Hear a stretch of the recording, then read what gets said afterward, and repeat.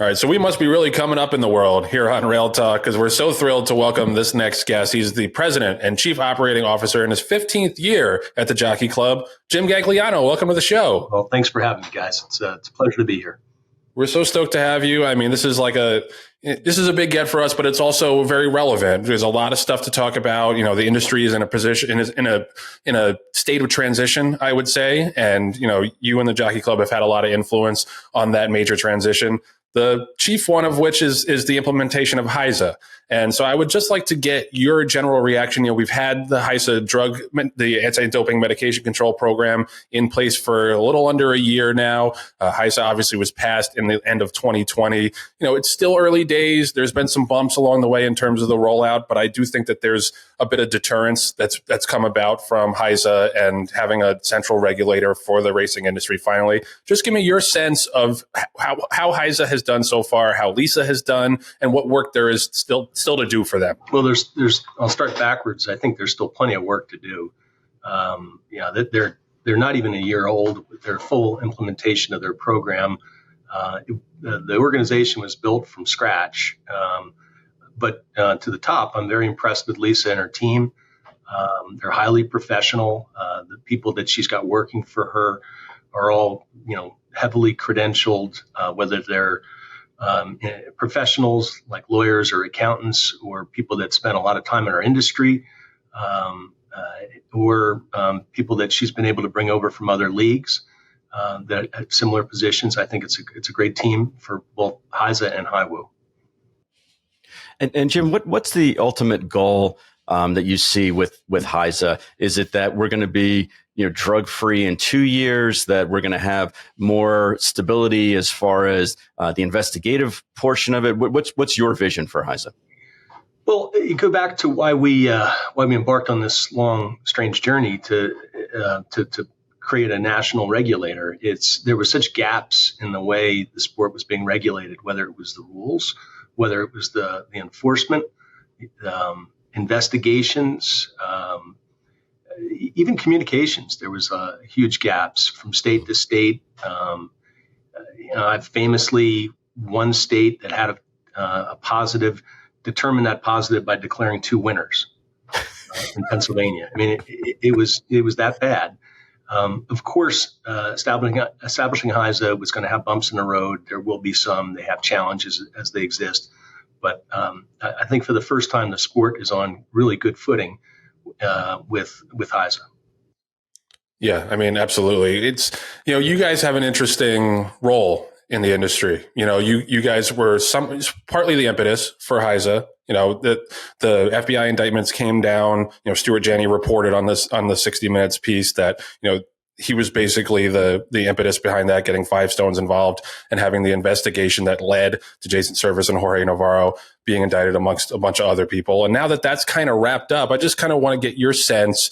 You're a racing fan, I would assume, first and foremost. How do you feel watching racing on a day-to-day basis? Because I can tell you, as a horse player, it seems like more of a level playing field. And it just, you don't see those run off the screen, first off the claim, huge move ups as much as you used to. What's your sense of where we are in terms of getting that very obvious cheating out of the business? Well, I'll take your word for it. You're the horse player. I'm grateful to hear that. I hear that from others. I watch the races all Saturday on Fox when I can, and it's. I think this is a special time for the sport as we enter into this triple crown after, years of concern about these issues. I think we have a lot to be proud of as we go forward.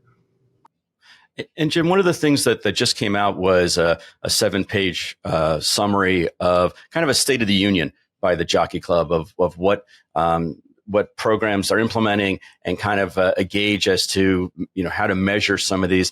I incorrectly stated that the McKinsey report that was being quoted was from 2011. It's actually from 2018. So I appreciate you updating me on that. Well, actually, so the first one we did, I pulled it out this morning, was in 2011. That's true, and that's really the foundational one that we did. They updated it to some degree in 2018 with some more current facts and figures, and gave us some more pointed suggestions on how to better market the sport using influencers and digital marketing. That wasn't as prevalent in 2011, but it's all goes back to the 2011 report. Right. And as far as the influencers and now with some of the other programs, whether it's, Light Up Racing or one of my favorites, Game of Silks, I think both of those programs were kind of born from the McKinsey report, correct? Yeah. Well, certainly the Game of Silks is something that, is exactly on what they talked about in 2018, that there's other ways, and 2011. At the time in 2011, it was Farmville. Who remembers that? Well, it was hugely popular at the time, and they gave us some recommendations to try experiment with it. We did. I wouldn't say they were terribly successful, but it was worth the try. And when Game of Silks came along, we figured that that's something we need to support, and we have. I think they have in their game now. They've bought or sold over 10,000 horses. They've got 5,000 participants. So that's pretty big. And gamers, that's an incredibly fast growing part of an entertainment segment. Why not? And it's so far it looks like it's working well. Yeah, can you just expound on that? Because I don't think we've talked about Game of Silks at length on this show. Can you just talk about how that works and how you get involved? It replicates the ecosystem that we're all in. There's yearlings or horses are mated, they're born. You can acquire the horses, the real horses, but only within the game. It's not the intellectual property doesn't leave the game. So you can buy, trade horses at an age. You can, as they're raced, you can benefit from them, and then ultimately, as they're retired as racers and become breeding animals, you can benefit from that as well. It mimics what we call as our industry. Right, and it's the best of both worlds because you don't have to pay any day fees, so it's great, and I understand that the people who participate, in essence, when they own a horse and the horse runs well and earns money, that they benefit from it as well. They do. So it really does mimic our industry. It's a cool way to introduce the game to a mass audience, and so far it seems like it's going well. Yeah, I think that's worth doing a deep dive on at some point.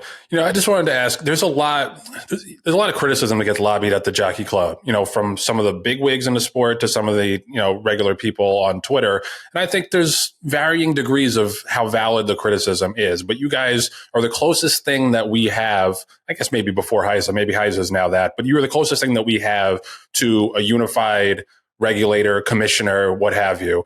How much of that do you guys take into account when you're having your meetings or trying to plot a course forward? Because like I said, it varies in terms of the validity of the criticism. Sometimes it's just vitriol. Sometimes there's legitimate reasons to criticize. How much does that take? How much do you guys take that into account?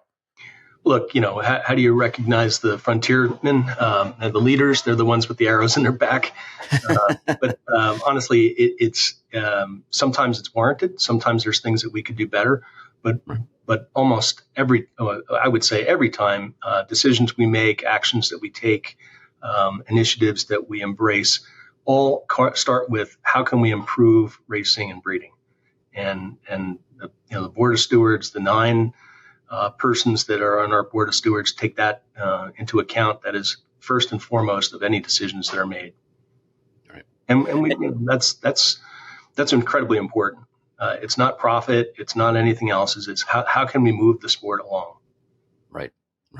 And Jim, one of the things that you and I spoke about, previously was, there are certain pet peeves and certain projects that you want to see improved upon. Can you tell the audience a little bit about maybe one or two of those that you're hoping to resolve, in the near future? Yeah, there's a few. Sal Sinatra gave an excellent discussion at the 2020 roundtable about the issues about the claiming game and how it's started in one place and has become something that maybe we want to reconsider. And from his point of view, there's safety issues, but there's also value issues where at the time he was breeding some horses And he thought, when I got to pay the stud fee, then I get this horse into the races. Maybe he's not a top quality horse, and suddenly he's claimed away.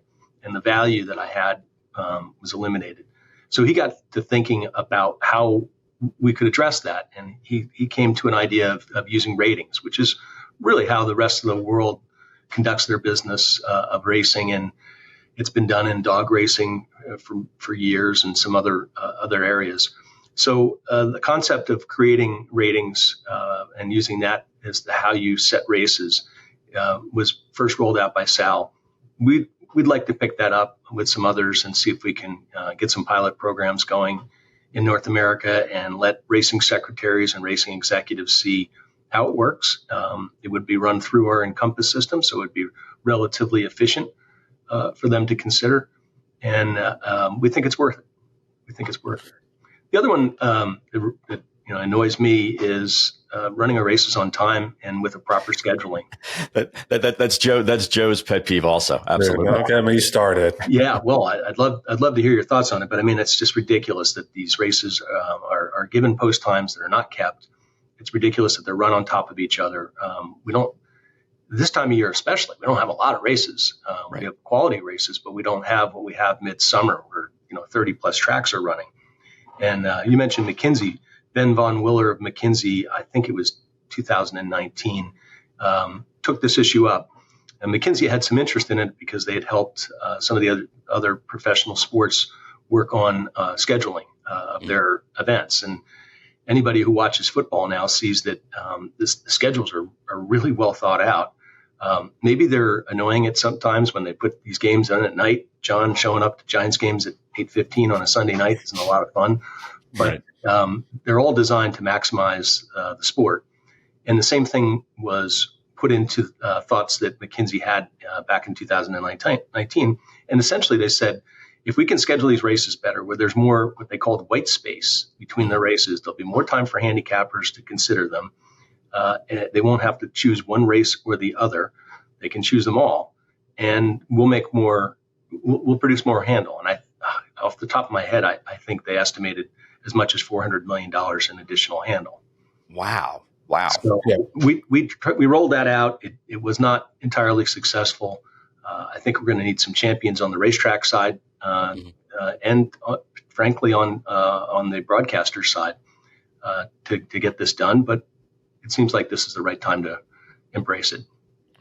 I'll gladly plant that flag on the broadcaster side for changing that because it's an easy fix. I think that's the thing. And that kind of leads into my next question is that I feel like horse players sometimes feel left out of these discussions about how to improve the sport. And I don't think we ask for a lot. I think we would like lower takeout overall, but small things like that, like not running races on top of each other, easier access to data. So you don't have to spend hundreds or thousands of dollars to try to bet the game that's already difficult enough. And you can definitely lose some money on top of that. What are some of first part of the question, do you guys have horse players in those discussions? And then secondly, what are some of the things that, horse players come to you asking for that you think can be acted upon? I regularly hear from some horse players. Jerry Brown's one of my favorite. He's constantly got new ideas and challenging the status quo. And I appreciate that. But I think it's lacking generally. I thought the Horse Players Association of North America had a voice and a seat at the table at one point, and maybe we need to revisit that. I think absolutely they should be part of discussions about where we're taking the sport. They are the customer. I'll just take you back. When we looked at the 2011 McKinsey report, it was really as a result of me doing a little bit of research. And I went back and found in our archives in 1975, I think it was, the Jockey Club had commissioned a study with a firm called Pew Roberts.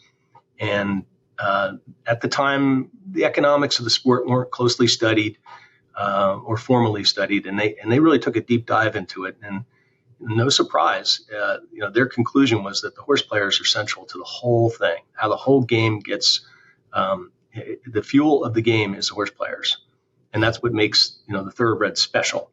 and that's what drives the sales, and that's what attracts states to authorize thoroughbred racing. So to your point, they have to be central to it. And Jim, on your recent interview with Steve Bick, you actually talked about the customer cycle and how it goes full circle, and changes, depending on what stage the horse is at. Could you expound on that for our audience? Sure. Well, I mean, I was referring to the Jockey Club's probably the only organization that touches every stage in the life of the thoroughbred, from the early on breeding decisions to the foaling, to the registration, to the reports of mares bred, to the registration, to when it gets to the racetrack, and its data is captured for a workout by Equibase, and then its data is captured for its race results, all the way through into its eventual retirement, where it may participate in other endeavors that would be covered by something like our Thoroughbred Incentive Program. So it's unique, our relationship with the horse from cradle to grave, and that's I think a unique thing about our company. Yep.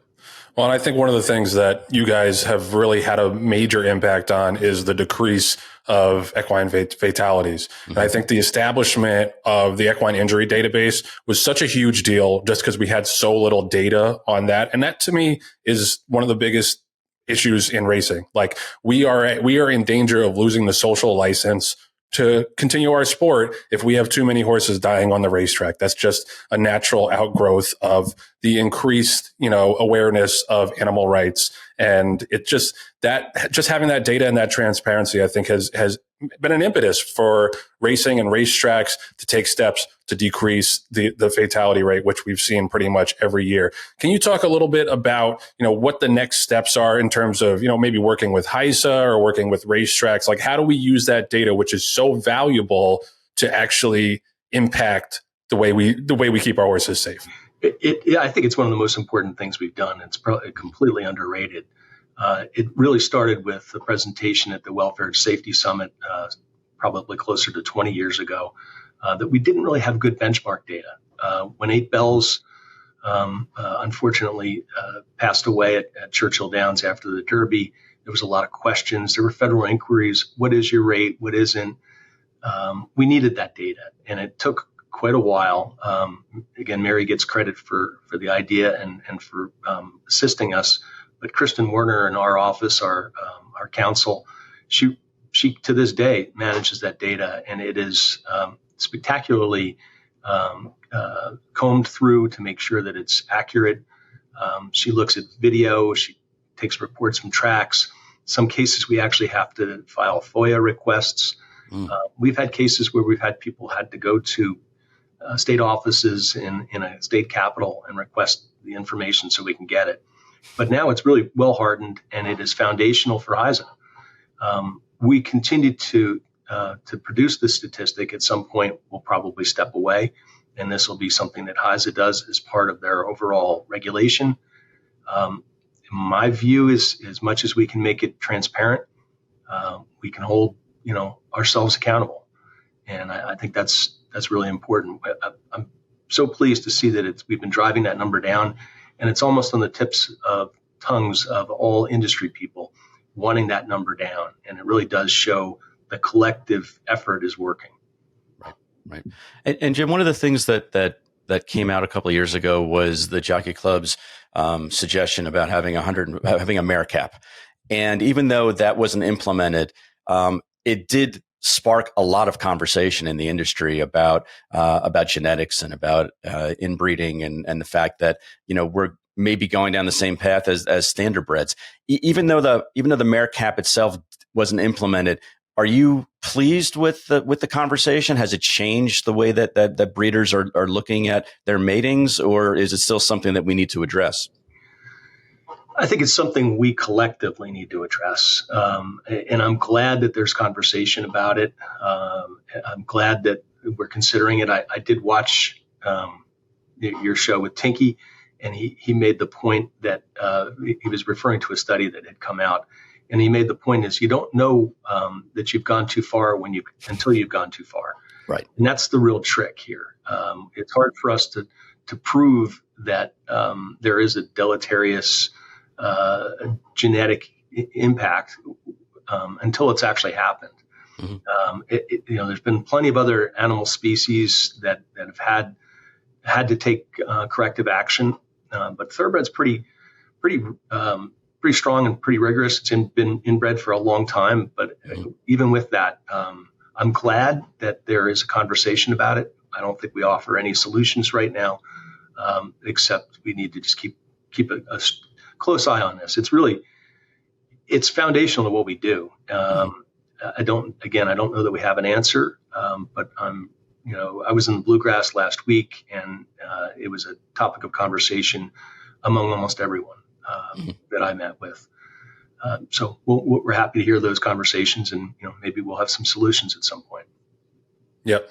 Yeah, I hope so. Because whatever the number is, I think that that you're on the right path. That there needs to be some kind of limitation or some kind of incentive not to breed as many mares to certain stallions. Last question for me, it's about the Grayson Jockey Club Research Foundation. Now, for those who don't know, it's a nonprofit charitable organization that basically studies and tries to have advancements in horse safety and just basically what can we learn more about the thoroughbred and keeping them safe and having them have quicker recovery times or be able to stay on the racetrack longer. Can you just talk a little bit about Grayson?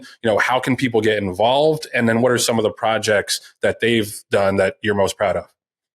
Well, I'm not an expert on Grayson, so I'll let you bring on Jamie Hayden one of these days, and he can talk about some of the specific projects that they've done, some of which I can't even pronounce.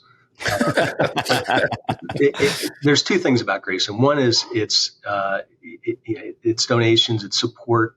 It's supported very well by the industry. It's the number one research foundation, I believe, in the country.